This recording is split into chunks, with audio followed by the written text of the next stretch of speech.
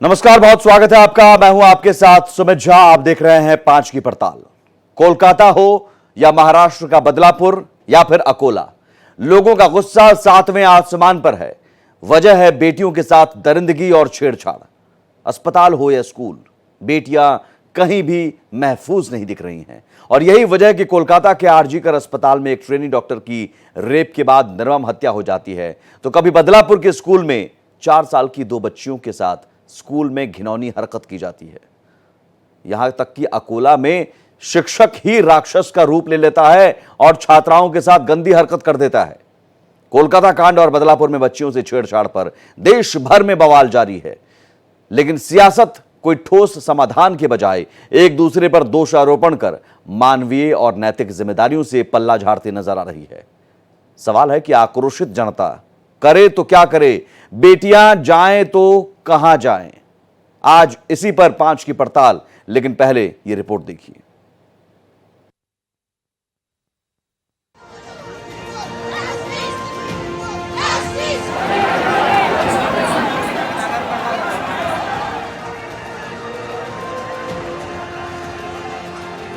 अस्पताल हो या स्कूल हो, बेटियां महफूज नहीं है।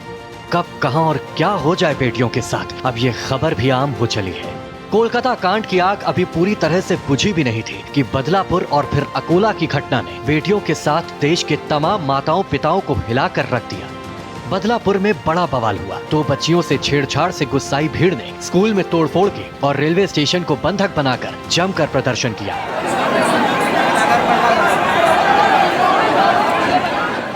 हालांकि इस मामले में अब एक्शन हो चुका है और एसआईटी इस मामले की जांच में जुट गई है। वहीं आरजीकर अस्पताल कांड में सुप्रीम कोर्ट ने ममता सरकार की खिंचाई की और कोर्ट के निर्देश पर अस्पताल की सुरक्षा सीआईएसएफ ने संभाल ली। महाराष्ट्र के बदलापुर के बाद अकोला में स्कूल की छात्राओं के साथ शर्मनाक घटना हुई है। यहाँ सरकारी स्कूल का टीचर छात्राओं को अश्लील वीडियो दिखाता था और करीब 4 महीनों से वो ये हरकतें कर रहा था। कोलकाता के आरजीकर मामले में सियासत भी पूरे फॉर्म में है। कोलकाता में बीजेपी प्रदर्शन कर रही है और सीएम ममता बनर्जी से इस्तीफे की मांग कर रही है। आज हमारा इतना दुर्भाग्य है कि हमारा ऐसा तरीका ममता बनर्जी जैसा मुख्यमंत्री मिला है। एक महिला मुख्यमंत्री रहते हुए आज भी सुबह एक महिला का ब्रूटली टॉर्चर्ड बॉडी मिला है आनंदपुर से, कलकत्ता में। आज इसलिए हम लोग बार बार बोल रहे, ममता बनर्जी आप अपदार्थ है, इनकेपेबल है एज अ चीफ मिनिस्टर, आपको रिजाइन करना है क्योंकि आप हम लोग को सिक्योरिटी नहीं दे सक रहे। इस बारे में जब तक ये जस्टिस नहीं दिया, लेकिन ममता बनर्जी खुद रास्ते के ऊपर खुद का सरकार के विरुद्ध में खड़ा हो गया, आंदोलन करने लगे। इसका मतलब क्या है? इसका मतलब है कि ये पूरा जो इशू है इसको दबाने का कोशिश चल रहा है और पूरा इंडिया गठबंधन इसके साथ हो गया है। अब यूपी का बात करते हैं, मणिपुर का बात करते हैं, लेकिन जब बंगाल का बात होता है तो ये सब लोग चुपचाप रहते हैं। वहीं महाराष्ट्र में भी बदलापुर को लेकर बवाल मचा हुआ है। महाराष्ट्र के बदलापुर में बच्चियों के साथ हुए यौन उत्पीड़न के मामले में विरोध करने वाले 300 लोगों के खिलाफ एफआईआर दर्ज की गई है। ठाणे पुलिस ने इस मामले में 40 को अरेस्ट भी कर लिया है, लेकिन राजनीति यहाँ भी चरम पर है। राज्य सरकार के खिलाफ प्रदर्शन हो रहे हैं। सीएम और डिप्टी सीएम के इस्तीफे की मांग जारी है। यह बड़ी दुर्दैवी बात है, ये दुखद बात है कि मुख्यमंत्री महोदय अगर इस तरह से बात करते हैं कि यह आंदोलन पॉलिटिकली मोटिवेटेड था, उल्टा मुख्यमंत्री महोदय ये जान ले कि लोगों में इतना गुस्सा क्यों भर पड़ा था, लोगों का गुस्सा अचानक से क्यों बाहर निकल आया, लोग क्यों इतने आमादा हो गए कि एक तो आपने पुलिस स्टेशन की कंप्लेंट ठीक से नहीं ली, आपने पोक्सो दाखिल नहीं किया, आपने स्कूल का सीसीटीवी फुटेज गायब किया, कल जाकर आपने कुछ कार्रवाई की, लेकिन उस कार्रवाई के बदले कितने ही पेरेंट्स पर गुनाह दाखिल हुए। आपको बता दें कि बदलापुर की घटना के बाद पूरे इलाके के लोग विरोध में सड़कों पर उतर आए थे और हजारों प्रदर्शनकारियों ने बदलापुर स्टेशन पर रेलवे ट्रैक को जाम कर दिया था। बदलापुर रेलवे स्टेशन पर आंदोलनकारियों ने पुलिस पर पथराव किया और स्कूल की इमारत पर तोड़फोड़ कर दी थी। पुलिस ने रेलवे स्टेशन पर प्रदर्शनकारियों पर लाठीचार्ज कर 9 घंटे बाद विरोध प्रदर्शन खत्म करवाया था। Bureau report, Bharat express. और आज पैनलिस्ट में जो मेहमान जुड़े हुए हैं, सबसे पहले आपका उनसे परिचय करवा दें। संदीप मिश्रा हैं, एडवोकेट हैं सुप्रीम कोर्ट में, स्वागत है सर आपका।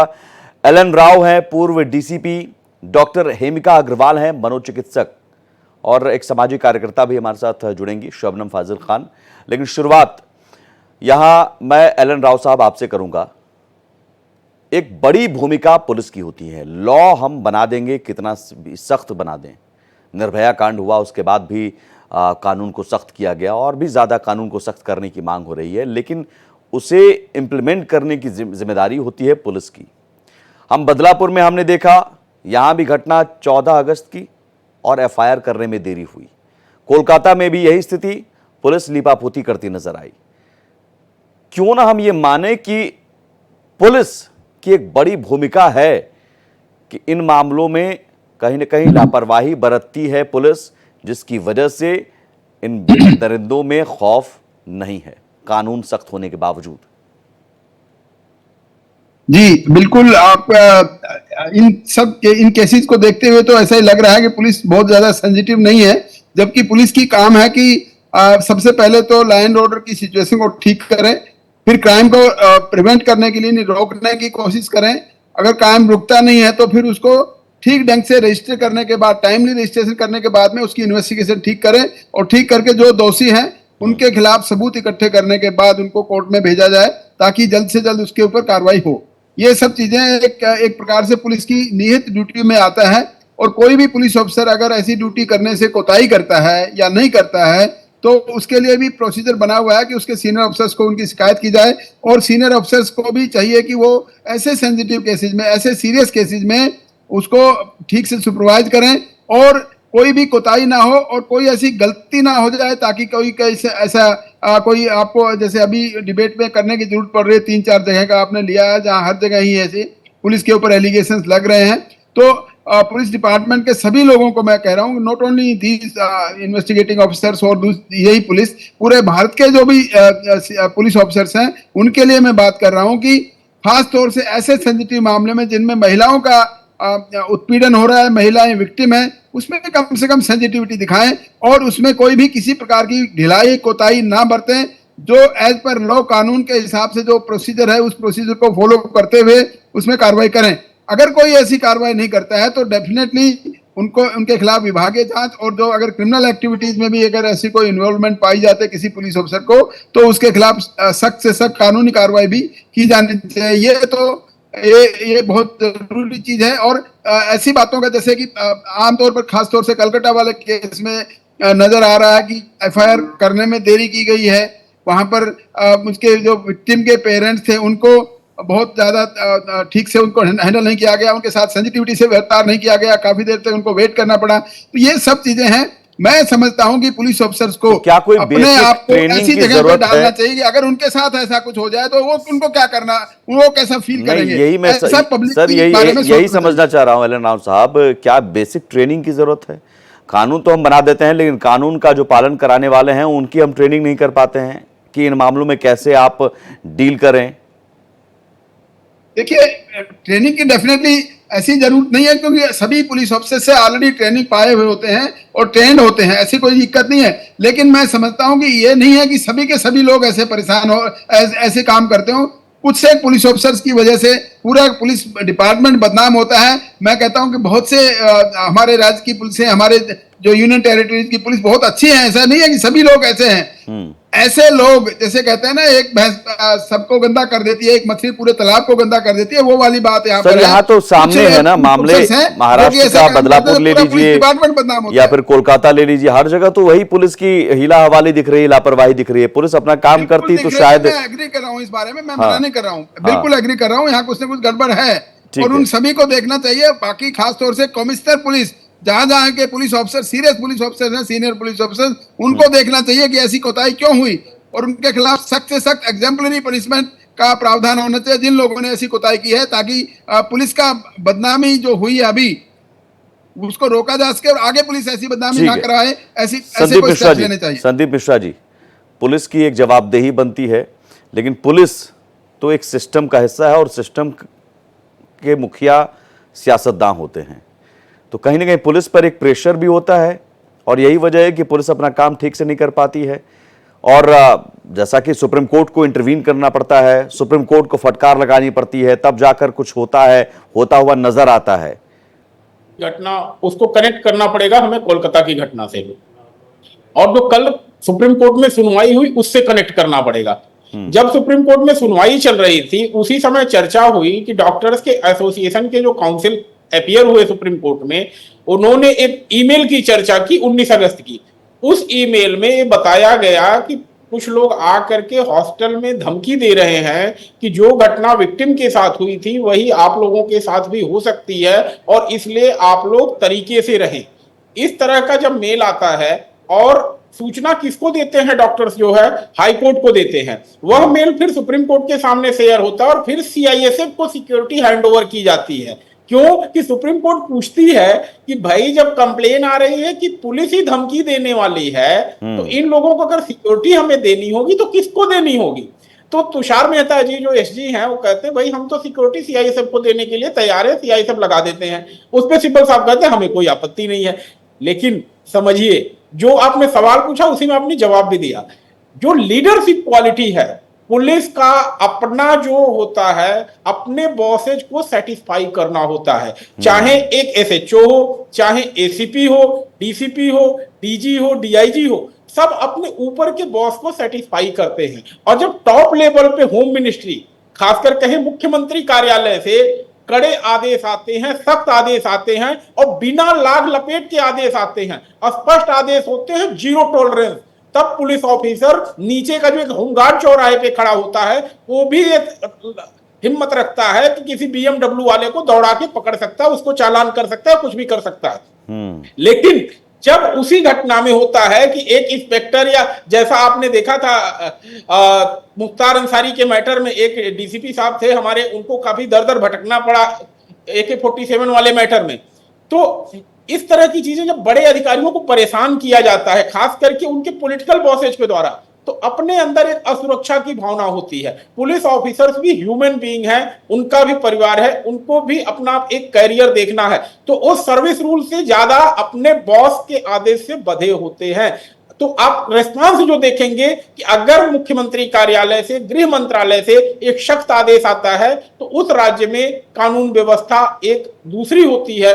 जैसा कि आज आप उत्तर प्रदेश में देख रहे हैं, कहीं भी छोटी मोटी घटना होती है तो पहले लोगों को डर रहता है कहीं बुलडोजर तो नहीं पहुंच जाएगा।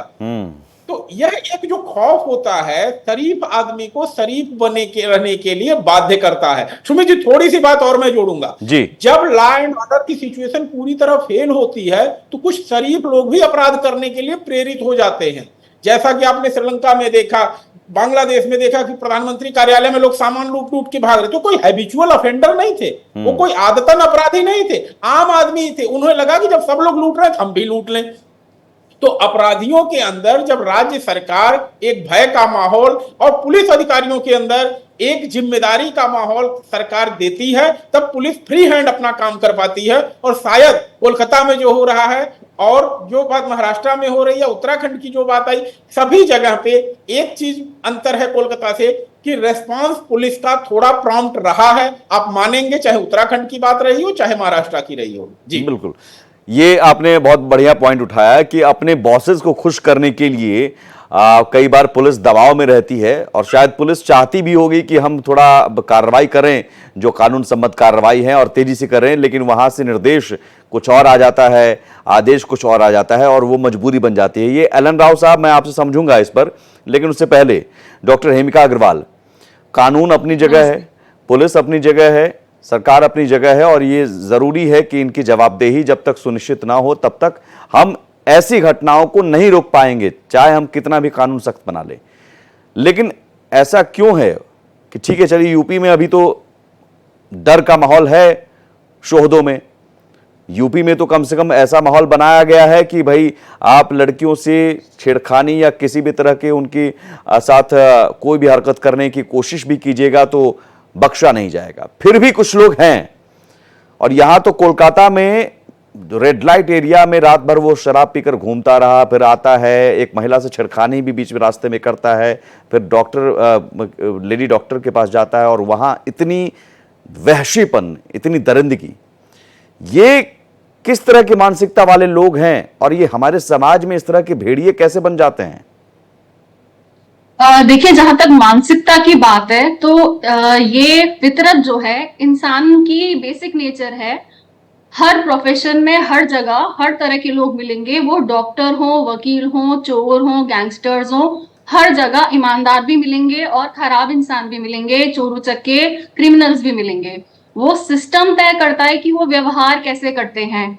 चांसेस जो है वो कुछ खास एरियाज में, कुछ खास सिस्टम में क्रिमिनलिटी को जहां बढ़ावा मिलता है वहां क्रिमिनलिटी बढ़ जाती है। ये इंसानी फितरत है। कुछ कुछ परसेंटेजों में इन क्रिमिनल टेंडेंसीज होती ही हैं, बचपन से होती हैं। हम इंसानी व्यवहार के दो कारण बताते हैं साइकोलॉजी में, नेचर और नर्चर। यानी कि नेचर हुआ जो उसकी अंदरूनी अनुवांशिकता है, जो उसने इनहेरिट करी है, जेनेटिक है, जिसे बदला नहीं जा सकता। दूसरा है इन्वायरमेंट, उसका बाहर का एनवायरमेंट कैसा है, उसके सर्कमस्टेंसेस कैसे हैं। तो इंसानी फितरत को तो हम नहीं बदल सकते पूरी तरह से, हालांकि उसमें भी स्टडीज है, शोध है कि उसमें काम किया जा सकता है, लेकिन मोटे तौर पे नहीं। लेकिन हमारे हाथ में है इन्वायरमेंट। तो एक स्टेट को दूसरे स्टेट से कंपेयर करना इसलिए आवश्यक है क्योंकि इन्वायरमेंट फर्क होता है, सिर्फ स्टेट नहीं, हर जगह। हम जहां भी इन्वायरमेंट की बात आती है, वो देश ही क्यों ना हो, इन्वायरमेंट बहुत जरूरी है। क्रिमिनलिटी को पनपने के लिए जो इन्वायरमेंट चाहिए, अगर वो मिल रहा है तो वहां पर बढ़ ही जाएंगे ऑब्वियसली केसेस। और राव साहब ने एक बात बोली थी जो मुझे बहुत ठीक लगी कि उन्होंने बहुत सारी चीजें अब क्या करें, कि भाई अब जब सर पे पड़ी है तो क्या करें, पुलिस को क्या करना चाहिए, उन्होंने बहुत अच्छे तरीके से समझाया। लेकिन जब आप ही ने उनसे प्रिवेंशन की तरफ कुछ सवाल पूछे, वो थोड़े अनकंफर्टेबल हो गए। मैं कहूंगी अगर साइकोलॉजी की नजर से देखें तो प्रिवेंशन इज, साइकोलॉजी नहीं जनरली भी, prevention is better than cure. तो हम ABC बोलते हैं, एंटीसीडेंट्स, बिहेवियर एंड कॉन्सिक्वेंसेस। मतलब किसी भी इंसिडेंट्स का कॉन्सिक्वेंसेस तो हम देख रहे हैं आगे क्या करना चाहिए, लेकिन एंटीसीडेंट्स, उससे पहले क्या हुआ, वो अत्यधिक जरूरी है। तो इस तरह का हुआ ही क्यों, पुलिस में इस तरह का हुआ ही क्यों, वो बहुत ज्यादा जरूरी है। उस पर प्रकाश नहीं डालेंगे तो इस तरह की घटनाएं बार बार होंगी, जगह जगह होंगी। और जैसा कि संदीप मिश्रा जी ने कहा कि पुलिस ही अब धमका रही है बाकी डॉक्टरों को भी। वहां बाकी जो डॉक्टर्स हैं, पुलिस जाकर धमका रही है कि आगे आपके साथ भी ऐसा कुछ हो सकता है, तो पुलिस ही गुंडा बन जाए तो फिर क्या कहें। देखिए, मुझे मिश्रा जी की बात बहुत अच्छी लगी कि उन्होंने कहा कि एक शरीफ इंसान को शराफत भी करने के लिए बहुत हेल्प चाहिए। तो देखिए, पीयर प्रेशर, एनवायरनमेंट का इतना रोल होता है कि कहीं कहीं शरीफ आदमी भी शराफत नहीं कर पाता। बिल्कुल मैं कहूंगी सारे, मैं राव साहब की बात से बिल्कुल अग्री करती हूँ, सारे पुलिसकर्मी ऐसे नहीं होते। एक मछली तालाब को गंदा करती है, लेकिन अगर कुछ बड़ी मछलियां मिलके छोटी मछलियों को डराए धमकाएं कि अगर तुम भी हमारे साथ गंदा नहीं करोगे तालाब, तो उन बेचारी छोटी मछलियों का मन नहीं भी हो तब भी वो गंदा करेंगे। तो हमें सिस्टम को एनालाइज करने की जरूरत है ऊपर से नीचे तक। बिल्कुल मैं किसी प्रोफेशन की डिसरिस्पेक्ट नहीं करती, और कमिश्नर से लेके हवलदार तक हर इंसान इंपॉर्टेंट है। जो हमारी बड़ी सी मशीन का चक्का है, छोटे से बड़ा हर चक्का बड़ा है। हमें किसी भी, जैसे हम कहते हैं कि कोई प्रोफेशन छोटा नहीं होता, ऐसे कोई अहोदा छोटा नहीं होता। हमारे लिए हर इंसान जरूरी है। लेकिन आपने प्रिवेंशन की बात की डॉक्टर हेमिका, प्रिवेंशन की आपने बात की, कैसे प्रिवेंशन। चलिए, कोलकाता कांड में तो अब मुझे लगता है कि वहां अगर कोई बेट रोक टोक जा रहा है, वहां के प्रिंसिपल को अगर ये खबर थी और खबर नहीं भी थी, तो इस तरह का उन्होंने नहीं बनाया था सुरक्षा का इंतजाम। और होना चाहिए किसी भी संस्थान में, ये सुप्रीम कोर्ट की रूलिंग है कि संस्थान में महिलाओं की सुरक्षा के लिए आपको व्यवस्था करनी होगी, किसी भी संस्थान में वर्किंग वुमेन के लिए। फिर वो वहां नहीं किया गया। आप कोई असामाजिक तत्व घुस जा रहा है, बेरोक टोक जा रहा है, उसे नहीं रोका गया, यहां प्रिवेंशन हो सकता है। लेकिन बदलापुर में वहां तो एक सफाई ठेकेदार का कोई कर्मचारी सफाई करने आता है और 3 साल 4 साल की बच्ची के साथ इस तरह की हरकत जो शर्मनाक है, वहां पर कैसे। देखिए मुद्दे बहुत सारे हैं अगर हम जाएं, क्योंकि ये दोनों इंसिडेंसेस में इस वाले थोड़ा पोर्नोग्राफी वाला इंसिडेंस हमने कोलकाता केस में भी देखा था कि अक्यूज्ड के फोन पे पोर्नोग्राफी मिली। ऐसे ही अगर छोटी बच्ची के साथ आप इस तरह की हरकत करते हो, जो कि पॉक्सो में prevention of children against sexual offences act आता है, तो इसमें मैं entertainment industry including pornography industry पर थोड़ा नहीं काफी बड़ा सवाल उठाना चाहूंगी, क्योंकि ये इंडस्ट्रीज हमारे छोटे छोटे बच्चे, जैसे हम बहुत छोटे थे तब हम डॉन की पिक्चरों पर डांस किया करते थे, गाना गाते थे, और डॉन फिर से बनी, सॉरी कि मैंने पिक्चर का नाम लिया, मुझे नहीं लेना चाहिए था, बट किस तरह की पिक्चरों पर हम करते थे। हमारी साइकोलॉजी में बचपन से एक गैंगस्टर का नॉर्मलाइजेशन हुआ कि इट इज ओके, उसको ग्लोरीफाई किया गया। सोचिए, बचपन से ही मानसिकता में गैंगस्टर को नॉर्मलाइज करा गया, तो आप जो इंसान के लिए पॉर्न नॉर्मलाइज्ड है, उसके लिए उसमें पॉर्न में शायद इंडिया में इस वक्त चाइल्ड पोर्नोग्राफी बैंड है, लेकिन फिर भी कुछ ना कुछ तरीके निकल आते हैं। तो मैं एंटरटेनमेंट इंडस्ट्री को भी इसमें थोड़ा जिम्मेदार मानूंगी। ओटीटी प्लेटफॉर्म्स पर आजकल कोई अंकुश नहीं है। नाम लिए बिना मैं बोलती हूँ, एक सीरियल में 13 साल का बच्चा गांजा ले रहा है और उस पर सब तालियां बजा रहे हैं, हंसने का म्यूजिक आ रहा है। इट इज वेरी फनी, मुझे भी बड़ा उस वक्त फनी लगा। लेकिन आप ये बताइए, जो बच्चे बिना फिल्टर के वो प्लेटफॉर्म देख रहे हैं, उन पर क्या असर पड़ेगा? वो तो सोचेंगे कि गांजा, जैसे ये लोग जो छोटे बच्चे हैं, जेन जी, जेन अल्फा, गांजा नहीं कहते थे, ये इसको कहते हैं वीड है, ये तो जॉइंट है, इट साउंड सो कूल। तो सामाजिक साइकोलॉजी, सामाजिक प्रेशर और पीयर प्रेशर बचपन से हमारी मेंटालिटी को खराब करता है, और इस पर हम ध्यान नहीं देंगे तो ये अकेला केस नहीं है, ये तो आगे आगे और बढ़ेंगे। तो बहुत सारी चीजें, आप मुद्दा देखें तो, और सारी चीजें कनेक्टेड हैं। ये हमें कोलकाता केस में भी मिला और इस बच्चे के केस में भी मिला। तो ऐसे इसका मतलब सारा व्यवहार समाज का दर्पण है। ये व्यवहार के हम कैसे पहचाने? अगर हमारी बच्चियां पढ़ने जा रही हैं स्कूल में और हम 8 घंटा छोड़ दे रहे हैं अपनी बच्ची को स्कूल के भरोसे, और वहाँ किस तरह का व्यक्ति है, कभी अकोला में एक शिक्षक ही निकल गया राक्षस, शिक्षक ही करने लगा जिस शिक्षक के भरोसे हम अपने बच्चों को छोड़ते हैं। इस स्कूल में कोई सफाई कर्मचारी है, कोई एडमिन में है, अलग अलग कर्मचारी है, बहुत तरह के लोग हैं। तो यहाँ पर तो एक असुरक्षा का भाव उन पेरेंट्स में है कि भाई हम अपनी बच्चियों को फिर कैसे भेजें? 3 साल 4 साल की उम्र से हम स्कूल भी ना भेजें, कहाँ भेजें? एक बेटी डॉक्टर बनने जाती है, ट्रेनी डॉक्टर, वहाँ अस्पताल में काम करने जाती है, वहाँ भी ना भेजे माता पिता। अपनी बेटियों को, अपनी बहनों को कहाँ भेजे? सर एलन राव साहब, ये सुरक्षा का भाव, ये सवाल सिर्फ एक अपराध का नहीं, एक कांड का नहीं कि हाँ हो गया और हम आरोपी को गिरफ्तार कर रहे हैं, कार्रवाई कर रहे हैं। एक असुरक्षा का भाव पैदा होता है और हर पेरेंट्स या हर लड़की के मन में ये असुरक्षा का भाव पैदा होता है। और उसमें अगर कोई पुलिसकर्मी ये असंवेदनशीलता दिखाए तो क्या पुलिसकर्मियों की बेटियां नहीं होती हैं?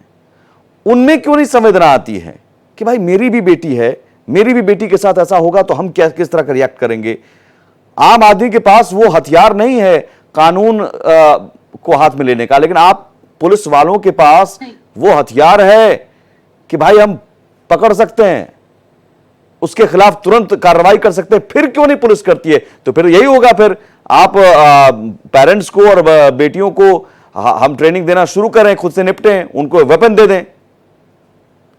देखिए, पुलिस कर्मचारियों की गलती है, जिम्मेदारी है, उस पर मैं बहस बिल्कुल नहीं करूंगी। ये एलन राव साहब से सवाल है, ये एलन राव साहब से सवाल है, क्योंकि संदीप मिश्रा जी ने भी यही बात कही कि बॉसेस को खुश करना जरूरी हो जाता है। जी सुमित जी, देखिए, जैसा अभी मैंने डॉक्टर हेमिका अग्रवाल जी की बात सुनी, उन्होंने बहुत तरीके से सब चीजों को बड़ा एक्सप्लेन किया और सुधार करने की तरफ भी बात की हुई, बहुत जरूरी है। लेकिन जहां तक मैं पहले भी बताया था कि पुलिस ऑफिसर्स को अपनी पोस्ट पर रहते हुए सबसे पहले ये देखना चाहिए कि सामने वाला जो रिपोर्ट कर रहा है या सामने वाले जिसके साथ ये घटना हुई है, अगर ये घटना मेरे साथ होती तो मैं क्या एक्सपेक्ट करता, पुलिस से कितनी उम्मीद करता, वो वाली जो उम्मीद उसके ऊपर होनी चाहिए थी। वो पुलिस ऑफिसर्स को सोचना चाहिए कि जो दुखी आदमी पुलिस के पास आया उसको कैसे पुलिस को व्यवहार करना चाहिए, उसको कैसे सांत्वना देनी चाहिए और कानून के हिसाब से रहते हुए उसको काम करना चाहिए और जल्द से जल्द काम करना चाहिए, ताकि कोई भी सबूत इकट्ठा होने से ऐसा ना देरी हो जाए या सबूत मिट ना जाए और सबूत के साथ छेड़छाड़ ना हो जाए, ताकि अपराधी को सजा दिलाने में सर वो काम आए। यही तो सवाल है, दूसरी होना बात ये चाहिए, है- आप कह रहे हैं होना चाहिए, लेकिन क्यों नहीं हो पा रहा है? मैं बताने इसी पे मैं आ रहा हूँ। हाँ। अभी बता रहा हूँ, जैसे अभी संदीप मिश्रा जी कह रहे थे कि कुछ पुलिस ऑफिसर्स अपने सीनियर ऑफिसर्स को, बॉसेस को खुश करने की बात करते हैं। ये काफी बात हद तक ठीक भी है, लेकिन हर जगह ये लागू भी नहीं होता है। हर जगह बहुत से पुलिस ऑफिसर्स हमने देखे हैं जो कि गलत ऑर्डर आते हैं ऊपर से तो उनको मना कर देते हैं डायरेक्टली। अब एलन राव साहब, मैं यहां आपसे एक सिंपल सवाल पूछूंगा। होना चाहिए, आपने कहा बिल्कुल होना चाहिए, और तमाम चीजें हो क्यों नहीं पा रहा है? कैसे अगर प्रेशर होता है, यहां कोलकाता में तो साफ दिख रहा है प्रेशर, सुप्रीम कोर्ट ने तक कह दिया कि डीजीपी को बदलिए, तो अगर ऊपर से जब आता है कि भाई ऐसा है कि इस मामले, आप चलिए एक उदाहरण, हाइपोथेटिकल होगा लेकिन उदाहरण, कि आप इस पूरे केस में सीनियर ऑफिसर के तौर पर रहते, लेकिन आपके ऊपर आता कि थोड़ा हौले से, ज्यादा प्रेशर देने की जरूरत नहीं है, ज्यादा स्पीडी कार्रवाई करने की जरूरत नहीं है, क्या करते आप? देखिए सुमित जी, जब हम ट्रेनिंग लेते हैं ना, तब एक शपथ ग्रहण की जाती है, और शपथ में कहते हैं कि हम अपना काम बड़ी ईमानदारी से और जो कानून के बताए हुए रास्ते पर होकर करेंगे। उस शपथ का ध्यान में रखते हुए जिस भी पुलिस ऑफिसर के पास ऐसी अगर प्रेशर आता है, चाहे मेरे पर भी प्रेशर ऐसा आता है, तो वो काम जहां पर मुझे जो करने की ड्यूटी है मेरी, जो मुझे करना चाहिए और जिसको करना मेरी एक आत्मिक वो भी रिक्वायरमेंट है, तो वहां पर मुझे वो शपथ याद रखनी चाहिए और शपथ के साथ साथ ही अपने काम को करना चाहिए। भले कि कोई भी सीनियर अफसर मुझे ये कहे कि आप इसको गलत करिए, गलत करने का मतलब यह है कि मैं गलत करूंगा तो वो पुलिस अफसर तो कहीं चला जाएगा। कोर्ट में जो इन्वेस्टिगेशन की बात है, मैंने गलत किया तो एज ए इन्वेस्टिगेटिंग ऑफिसर मैं कोर्ट में जाके क्या जवाब दूंगा? जज तो मुझे पूछेंगे ना। वहां पर वो बात नहीं चलेगी कि सीनियर अफसर ने कहा था इसलिए मैंने कर दिया। बिल्कुल कोई भी नहीं, लेकिन पुलिस अफसर जो इससे पहले ही investigation आपको करते हैं- इन्वेस्टिगेटिव ऑफिसर से हटा दिया जाएगा अगर आप उनकी बात नहीं मानेंगे तो। नहीं, हटा दे, कोई दिक्कत नहीं है। ऐसे बहुत से पुलिस ऑफिसर्स हैं जिनको कोई लालच नहीं है, ना पोस्ट का लालच है, ना कुर्सी का, ना कोई ऐसी मलाईदार पोस्टिंग का लालच नहीं है। वही आदमी इतनी हिम्मत कर सकते हैं कि गलत ऑर्डर को मना कर सकते हैं। वरना आपने बिल्कुल सही कहा, अगर मैं नहीं हूं तो कोई और आ जाएगा। लेकिन इसका ये भी एक हल नहीं है, इलाज नहीं है कि आदमी को उसको हटा दिया और उसके बाद कर दिया। हर पुलिस ऑफिसर को यह करना चाहिए कि जैसे अगर कोई आदमी किसी को हटा देता है तो उस पुलिस अफसर जो लगता है उसकी भी ये जिम्मेवारी बनती है कि उसने भी कसम खाई है, वो भी उसी लेवल में है, वो भी ट्रेनिंग लेकर आया है, उसकी भी आत्मा है, उसको भी ये सोचना चाहिए कि उसको अगर हटा दिया, मैं गलत काम अगर मैं करूंगा तो कल को मेरे को भी जवाब देना पड़ेगा। तो इस प्रकार से अगर सभी लोग मिलकर ऐसा करेंगे तो इसमें सुधार आ सकता है। दूसरी बात, कोई आदमी अगर गलत बात करता है तो उसके जैसे अभी माननीय सुप्रीम कोर्ट ने उसको डीजी को बदलने की बात की है, बदलना ठीक है, उसको बदलने के बाद उसको और दूसरी जगह अच्छी पोस्टिंग नहीं देनी चाहिए, उनको ऐसी पोस्टिंग देनी चाहिए ताकि उनको पिंच हो कि हाँ देखो मैंने गलत काम किया या गलत काम मेरे अंडर हुआ तो मेरे को ये सजा के तौर पर, पोस्टिंग भी सजा के तौर पर दी जाती है, पोस्टिंग भी इनाम के तौर पर दी जाती है। पुलिस डिपार्टमेंट में बहुत सी पोस्टिंग होती है, मैं आपके चैनल पे बड़ी स्पष्ट कह देता हूँ, बहुत सी पोस्टिंग को जिसको आप लोग अपनी भाषा में मलाईदार कहते हैं, उस पोस्टिंग से हटाकर किसी को नॉन मलाईदार पोस्टिंग पे आ जाए, वो भी एक बहुत बड़ी सजा है। लेकिन दूसरे डीजीपी के अलावा और नीचे अफसर्स हैं, उनके खिलाफ भी सख्त से सख्त कार्रवाई हो और उसके एक नजीर बने, ताकि उनकी सजा को देखते हुए, उनके खिलाफ एक्शन को देखते हुए बाकी पुलिस ऑफिसर्स की हिम्मत ना हो। जब तक ये नहीं होगा, मतलब डेटरेंट एक्शन नहीं होगा, यानी कि ऐसा एक्शन हो ताकि दूसरे लोग जो इसमें इन्वॉल्व नहीं है वो देख रहे हैं पुलिस ऑफिसर, तो वो भी सोचेंगे अगर इनके साथ ऐसा हो सकता है तो हमारे साथ भी ऐसा हो सकता है। और लेकिन ये यहाँ पर एक और बड़ी जरूरी चीज है, जी, पॉलिटिकल विल भी होना बहुत जरूरी है। पॉलिटिकल प्रेशर भी पॉलिटिशियंस को भी चाहिए कि गलत काम के लिए कोई प्रेशर ना करें, वो भी उनको उनकी जिम्मेवारी भी बनती है कि अननेसेसरी कोई प्रेशर ना करें, गलत काम करने के लिए किसी पुलिस अफसर को ना कहें। लेकिन सर ये बहुत दुर्भाग्य से ये कहना पड़ रहा है, बहुत दुर्भाग्य से, बहुत दुर्भाग्यपूर्ण है कि आज की सियासत में ना वोट बैंक ज्यादा महत्वपूर्ण है। लॉ एंड ऑर्डर के लिए ये देखा जाता है कि ये फलाना वोट बैंक का आदमी है, अपना आदमी है, इसको कुछ भी करने दो। अब तो स्थिति ये हो गई है, धर्म और मजहब के आधार पर वोट बैंक तैयार किए जाते हैं, तो फलाना धर्म का, फलाना मजहब का आदमी है तो वो कुछ भी कर ले। और ये पश्चिम बंगाल में हो या किसी भी राज्य में स्थिति यही है। और ये सियासतदानों के लिए बहुत शर्म की बात है। कम से कम बेटियों की सुरक्षा के मामले में सियासत छोड़ दें, वोट बैंक के चश्मे से देखना छोड़ दें और ये हम आप अपील कर रहे हैं। लेकिन इस लोकतंत्र में लोगों के पास ताकत है और जनता के पास ताकत है। अगर सियासतदान बेटियों की सुरक्षा में सियासत कर रहे हैं, सियासी चश्मे से नफा नुकसान देखकर कार्रवाई कर रहे हैं, बदल डालिए ऐसी सरकार को, कुर्सी से हटा दीजिए। जनता को करना पड़ेगा यह फैसला, लेकिन पुलिस तो अपनी कुर्सी पर रहेगी ना। लोकतंत्र में यह अधिकार है 5 साल बाद हम बदल देंगे, पुलिस तो उसी कुर्सी पर रहेगी। इसलिए पुलिस पर ज्यादा हम आ रहे हैं, आज सेंटर कर रहे हैं। पुलिस अपना रोल सही से निभाए तो बहुत हद तक खौफ पैदा किया जा सकता है। लेकिन पुलिस के बाद आती है बारी संदीप मिश्रा जी कि पुलिस तो चार्जशीट दायर कर देगी, कार्रवाई करके आगे, लेकिन एक मामला कितना लंबा चलना चाहिए। आरोपी में खौफ पैदा होता है तब जब हम उसे स्पीडी ट्रायल करके और तुरंत 3 महीने के अंदर सजा दीजिए। इतना वो टाइम जितना ज्यादा लीजिएगा, यादाश्त कमजोर है। देखिए अभी 10 दिन 15 दिन तक कब तक डॉक्टर्स बैठे रहेंगे। वो चाह रहे हैं जब ये घटना होती है तो ऐसी घटना में चाहते हैं तुरंत जस्टिस चाहिए, उस आरोपी को तुरंत आप फांसी की सजा दीजिए। ये गुस्सा होता है, आक्रोश होता है। तो हम वो कागजी कार्रवाई में उलझते रहते हैं। अब आपके सामने में एक एग्जांपल आप खुद जानते हैं, अजमेर कांड में फैसला आया। सर 92 का फैसला, 100 छात्राओं के साथ ब्लैकमेल हुआ था, रेप हुआ था, और 2024 में 6 दोषियों को आजीवन कारावास की सजा। वो जब छात्रा थी 92 में जिनके साथ हुआ, वो जब कोर्ट में पेश होने आती थी तो वो कहती थी कि अब मुझे छोड़ दीजिए, अब तो मैं दादी हो गई हूं, दादी बन गई हूं, मैं किस मुंह से कैसे आऊं मैं।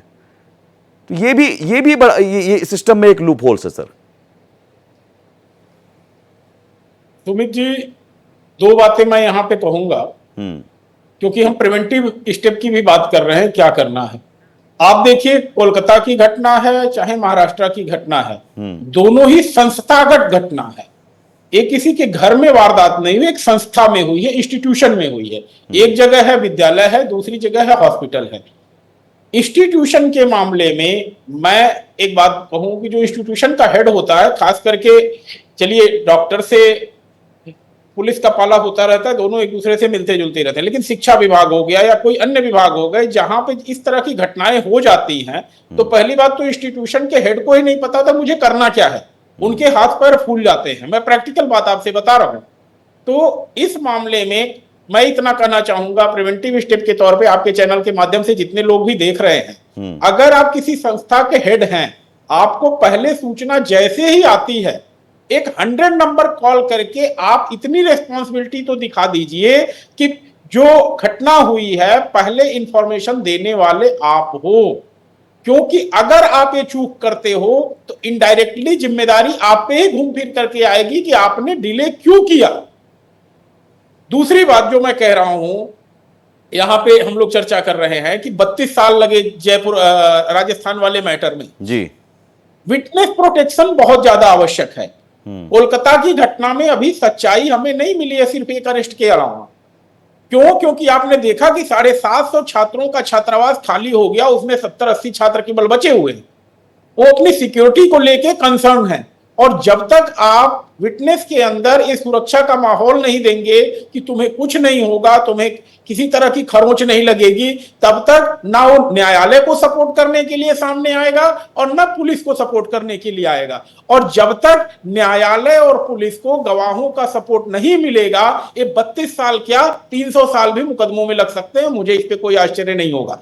तो अगर मीडिया के लोग हमारे हैं, सामाजिक कार्यकर्ता लोग हैं, तो इस बात को अमल करें कि विटनेस प्रोटेक्शन के लिए चीजें किया जाना चाहिए। दूसरी बात, दिल्ली में अगर आप देखेंगे तो वल्नरेबल विटनेस बॉक्सेज बने हुए हैं कोर्टों के अंदर, कि अगर किसी ऐसे मामले में जिसमें आप गवाही देना चाहते हैं, जिसमें आप चाहते हैं कि आपकी सिक्रेसी मेंटेन रखी जाए, लोगों को पता न चले कि आप कौन हो जानकारी देने वाले, तो इस तरह की विटनेसेज बॉक्स हर जिले में बनाए जाने की आवश्यकता है जिसके पास कोई भी इंफॉर्मेशन हो। तो इन सब चीजों पे गौर किए जाने की आवश्यकता है। तीसरी बात मैं एक ऐड करूंगा, थोड़ा सा समय आपसे ले रहा हूं। पॉक्स एक्ट आया, prevention of women from sexual harassment, उसमें आईसीसी की बात कही गई है, इंटरनल कंप्लेंट कमेटी की। आप भारत एक्सप्रेस की टीम को लगा दीजिए और पता करेंगे तो आप पाएंगे नोएडा, गुड़गांव, कहीं भी सब जगह पे 90% डिपार्टमेंट पाएंगे जहां पे आईसीसी बनी ही नहीं है। चाहे वो गवर्नमेंट के डिपार्टमेंट सर, विशाखा समितियां बनाने की बात थी, विशाखा समितियां नहीं, मैं कह रहा हूं 95% लोग ऐसे हैं। विशाखा समितियां भी बनाने की बात की हुई थी निर्भया कांड के बाद। स्कूलों में तो विशाखा समितियां होनी थी, सीसीटीवी कैमरे होने थे। हम वही कह रहे हैं कि सब कुछ होने चाहिए, हम तय भी कर देते हैं, लॉ बना देते हैं, इन्फोर्स कौन करेगा, इंप्लीमेंट कौन करेगा। चलिए, आपने अच्छी बात कही कि विटनेस प्रोटेक्शन, तो बात वही हो जाती है, ले दे के घूम पर आ जाती है फिर पुलिस पर। अब यहां पर तो सुप्रीम कोर्ट भी या हाई कोर्ट या निचली अदालत भी पुलिस को ही निर्देश देगी, सरकार भी पुलिस को ही निर्देश देगी, विटनेस की सुरक्षा करने के लिए पुलिस को ही कहेगी। अब एल एन राव साहब को निर्देश दिया जाएगा, मान लीजिए कि विटनेस की सुरक्षा कीजिए। एल एन राव साहब की बात को कहूंगा कि आप अगर पुलिस की नौकरी ज्वाइन कर रहे हैं तो आप हिम्मत से काम लीजिए, कोई ऐसा काम मत करिए जिसमें शासन प्रशासन के लोगों को आपके ऊपर उंगली उठाने का मौका मिले। अगर आप टैक्सी चलवाएंगे, अगर आप इनडायरेक्टली दारू के ठेके लेंगे, कहीं क्रिमिनल एक्टिविटी में इन्वॉल्व रहेंगे, तो आपको शासन प्रशासन आपके कान तो मरोड़ेगा ही कल को जब आपका फंसेगा। तो इसलिए अगर आपकी क्लीन छवि है, आपका कोई कुछ नहीं बिगाड़ सकता है। अगर आपके पास एक पैसा भी छुपाने के लिए नहीं होगा तो कल को आपके प्रशासन क्या कर लेगा, शासन क्या कर लेगा, बहुत करेगा, पनिशमेंट पोस्टिंग ही करेगा ना। आपको इंस्पेक्टर से हवलदार तो बना नहीं देगा, या डीआईजी से आईपीएस कैडर तो आपसे नहीं छीन लेगा, बहुत होगा डीआईजी नहीं रहने देगा, डीजी नहीं रहने देगा, आईपीएस से तो आप नहीं हटा सकते। घूम फिर कर एल एन राव साहब, घूम फिर कर बात पुलिस पर ही आ रही है कि जुडिशरी भी क्या करे। 32 साल तक केस इसलिए खींचता है कि विटनेस आ नहीं पाता है। विटनेस क्यों नहीं आ पाता है? कि डरा हुआ है। क्यों डरा हुआ है? आप ये फिर पुलिस सुरक्षा नहीं दे पा रही है। देखिए सुमित जी, पुलिस सुरक्षा देने का प्रावधान है और हमारा विटनेस प्रोटेक्शन इस बारे में काफी हद तक है। दिल्ली में खास तौर से जो भी विटनेसेस होते हैं, खास तौर से लेडीज के मामले में जो होते हैं, उनको बाकायदा अगर कहा जाता है कि मुझे थ्रेट है तो उनको साथ में प्रोटेक्शन दी जाती है और कोर्ट में ले जाकर उसकी गवाही कराते हैं। कई केसों में मैंने देखा, किसी में नहीं होता है, वहां पर कोताही है, उसके बारे में मैं पहले आपको बता चुका हूं। अब सामाजिक कार्यकर्ता अर्चना अग्निहोत्री भी जुड़ गई हैं। अर्चना जी, कई सारी बातें डॉक्टर हेमिका ने बताया कि यहाँ ओटीटी या फिर चाइल्ड पोर्नोग्राफी, यहाँ कोलकाता कांड में भी पोर्नोग्राफी की बात आ रही है। समाज में अब ये जो अपब्रिंगिंग भी बहुत ज़रूरी है। एक लड़के की जो हम पालन पोषण करते हैं और एक लड़की का, तो परिवार भी एक स्कूल ही होता है। वहाँ से भी लड़का को आप अगर हम सिखाएं कि हर लड़की की इज्जत करो, रिस्पेक्ट से बात करो, यहाँ भी एक बहुत इंपॉर्टेंट है। समाज के नज़रिए से सिस्टम तो ठीक है, सिस्टम सड़ा हुआ है, कई जगहों पर सुधारने की जरूरत है पुलिस को भी। समाज के नजरिए से हम ऐसी घटनाओं को रोकने के लिए क्या पहल कर सकते हैं? बेटियों को सुरक्षा हम कैसे दे सकते हैं? नमस्कार सुमित जी, आपने बहुत सही मुद्दा उठाया, बहुत सही जगह पे बात पकड़ी है। बेटी और बेटे वाली जो बात की है, यहाँ पे आपको दो बातें बता दें अपनी बात शुरू करने के पहले जी। चाइल्ड सेक्सुअल अब्यूज का डेटा है कि लड़कों के रेप लड़कियों से ज्यादा होते हैं। 53% बच्चे सेक्सुअली अब्यूज्ड हैं, 53% में 57% बॉयज हैं। लड़कों के रेप ज्यादा है। हम आपको इसको क्यों बता रहे हैं, इसके वजह अभी बताने जा रहे हैं। अपना समाज है पुरुष प्रधान, लेकिन इसमें कोई खराबी नहीं, कोई पाप नहीं है, क्योंकि शरीर में सिर्फ एक होगा तो प्रधान तो एक ही बनेगा, चाहे लड़का हो चाहे लड़की। लेकिन गलती कहाँ पे हो रही है हम लोगों से? हम लोग जब लड़कों को पालते हैं तो लड़का जब 4 साल का होता है उसको ये प्रेशर देते हैं कि तुम्हें घर चलाना है, तुम्हें मजबूत बनना है। हम लोग लड़की को बहुत टेंडर केयर से, प्रोटेक्शन से पालते हैं, लेकिन लड़के को ये नहीं सोचते कि उसके ऊपर भी मुसीबत आ सकती है। जबकि बच्चा होता है, अगर उसके संग हादसा हो रहा है तो उसको भी तकलीफ होती है, उसको भी दर्द होता है। लेकिन हम लोग लड़के के इस एस्पेक्ट को देख ही नहीं रहे। समय आ गया है हम लोग लड़कों को भी उतनी टेंडर केयर से पाले।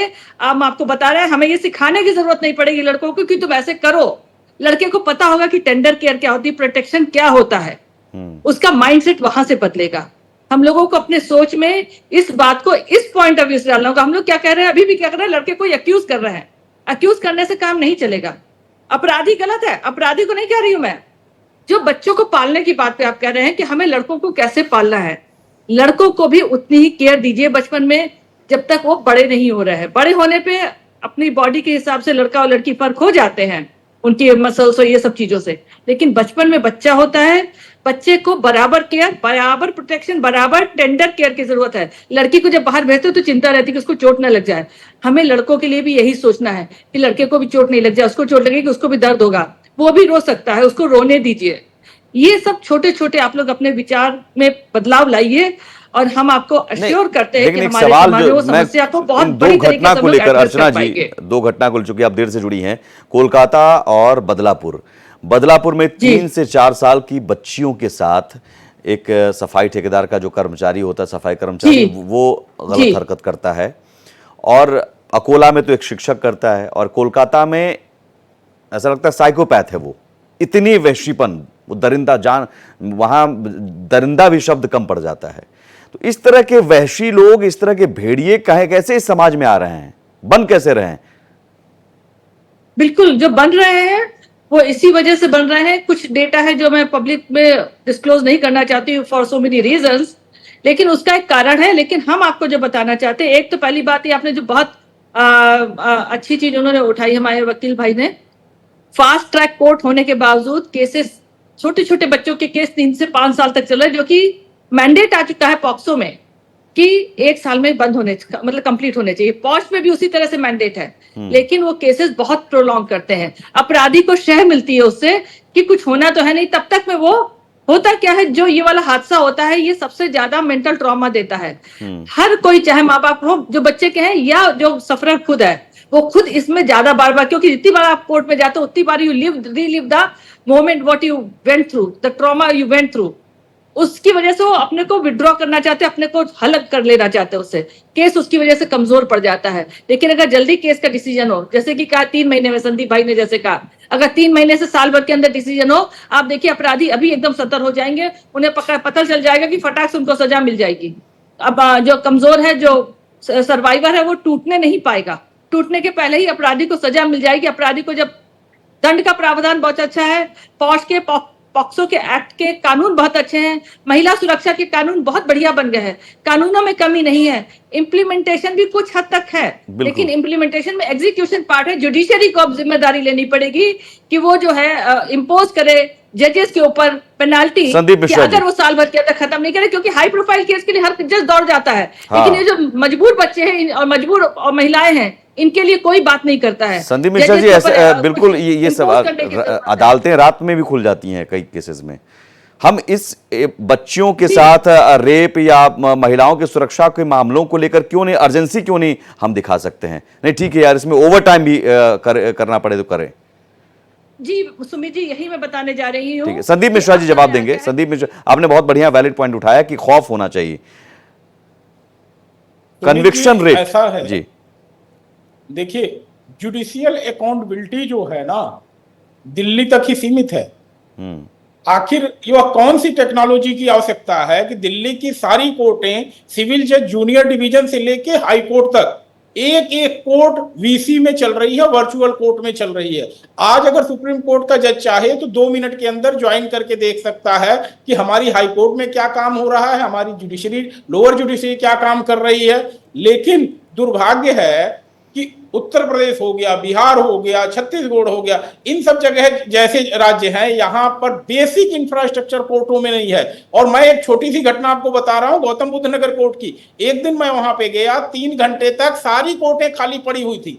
मैंने पूछा भाई क्या बात है, कोई प्रिसाइडिंग ऑफिसर बैठा नहीं है। पता चला लाइट नहीं आ रही। भाई साहब, ये क्या है? फॉर ग्रांटेड चीजों को आप ले रहे हैं। अदालत की कार्यवाही सिर्फ इसलिए नहीं चल रही है कि लाइट नहीं आ रही है, डीजी नहीं स्टार्ट हो सकता है। इस तरह से अगर न्यायपालिका माना कि लोकतंत्र में जनता के प्रति सीधे जवाबदेह नहीं है, तो क्या हाईकोर्ट सोती रहेंगे? क्या हाईकोर्ट अपनी निचली अदालतों से पूछेंगी नहीं कि आपके ऊपर जो पेंडेंसी है उसको डिसाइड कैसे करेंगे? आपके पास जब स्टाफ नहीं है, स्टेनो नहीं है, बहुत सारी चीजें हैं। अदालत को अपने चीजों को ठीक करना पड़ेगा। जब तक अदालतें नहीं ऑर्डर में होंगी, आप देखिए दिल्ली की जेल का स्थिति देख लीजिए, बिहार की जेल का स्थिति देख लीजिए। जेलों को, अदालतों को, पुलिस स्ट्रक्चर को, सभी चीजों को ठीक करना पड़ेगा, तभी न्याय का संभव है। ये तो ठीक करना पड़ेगा जुडिशरी को भी अब बिल्कुल, और जो हुक्मरान हैं, जो सियासत कर रहे हैं, सत्ता में हैं, उन्हें भी, और जुडिशरी और सत्ता में जो हैं, दोनों को मिलकर ठीक करना होगा। मुझे लगता है कि सबको अपनी जवाबदेही लेनी होगी। हम पुलिस पर छोड़ दें, सरकार पर छोड़ दें, जुडिशरी पर छोड़ दें, ऐसा नहीं। टीम वर्क करके अगर हम अपना रोल निभाएं, और जैसा कि अर्चना जी ने कहा कि समाज को भी अपना रोल निभाना होगा, समाज को भी देखना होगा कि ऐसे मामलों में चुप ना बैठें और ऐसी छोटी से भी छोटी घटना होती है किसी भी लड़की के साथ, तो अगर किसी की दूसरे की बेटी और बहन है तो हम चुप हो जाते हैं, और हमारे घर की है तो हम बोलने लगते हैं। हर इस घटना पर, हर ऐसी घटना पर बोलें तो ये जरूर एक बेटियों की सुरक्षा का माहौल बनाया जा सकता है। लास्ट कमेंट डॉक्टर हेमिका, कानून का डंडा पड़ेगा तो सारा ही साइकोपैथी ठीक हो जाता है ना? मनोचिकित्सक की जरूरत पड़ती होगी मुझे लगता है, लेकिन ऐसे दरिंदों के लिए तो कानून का डंडा ही जरूरी है। और जैसा कि कन्विक्शन रेट हो, तुरंत ट्रायल हो, तुरंत सजा हो, और फांसी की सजा हो तो और बढ़िया। देखिए, हम पढ़ते थे we of the people, by the people, for the people, democracy में। तो इसमें पीपल बहुत इंपॉर्टेंट है। माफ करिए झा जी, आपने कहा था कि आम इंसान क्या करे। हमने सारे पहलू बोले, सभी लोगों ने बहुत अच्छी बातें बोली।